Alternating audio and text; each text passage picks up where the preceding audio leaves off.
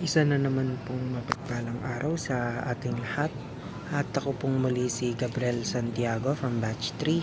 At nais ko pong ulit ibahagi sa inyo ang aking daily devotion for today. Na ang ating topic po ngayon for November 5. Pagod ka na ba sa paghihintay? Ang ating main concept po na pag-uusapan ngayon is about waiting on the Lord.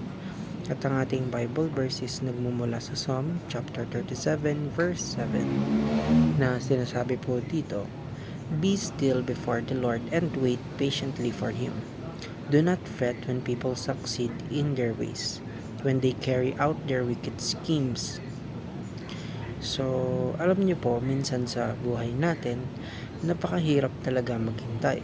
Lalo na kapag feeling natin parang walang nangyayari. Parang lahat ng tao sa paligid natin umaasenso na, nakukuha na nila yung gusto nila, pero tayo nandito pa rin at naghihintay. At doon kadalasan pumapasok yung tanong na, Lord, hanggang kailan pa? So, pero alam mo, ang waiting on the Lord ay hindi ibig sabihin ng walang ginagawa. Hindi ito yung tipong upo ka lang at mag-aantay ka ng himala. Ang waiting on the Lord ay isang aktibong paghihintay. Yung habang naghihintay ka, patuloy ka pa rin magtitiwala. Patuloy kang nagdadasal at patuloy kang sumusunod sa kanyang mga utos. So, sabi nga sa concept natin, na waiting on the Lord means trusting His timing with a heart of peace. Ang tunay na naghihintay sa Diyos ay yung marunong magtiwala sa tamang panahon niya, kahit hindi mo pa ito nakikita ngayon. And waiting on God is always the best decision.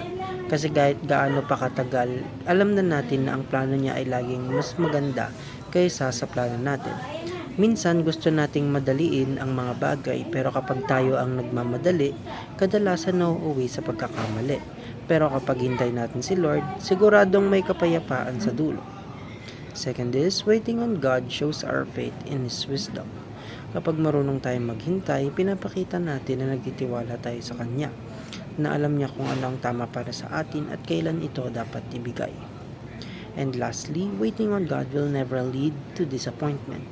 Kasi si Lord hindi kailanman pumapalya. Lahat ng kanyang ipinangako, tinutupad niya sa tamang oras. Maaring hindi ngayon, maaring hindi bukas, pero siguradong darating. Ang mahalaga, huwag tayong sumuko sa paghihintay. Kasi sa likod ng delay ay may dahilan. At hanggang dito lamang po ang aking daily devotion for today at salamat po sa inyong pakikinig.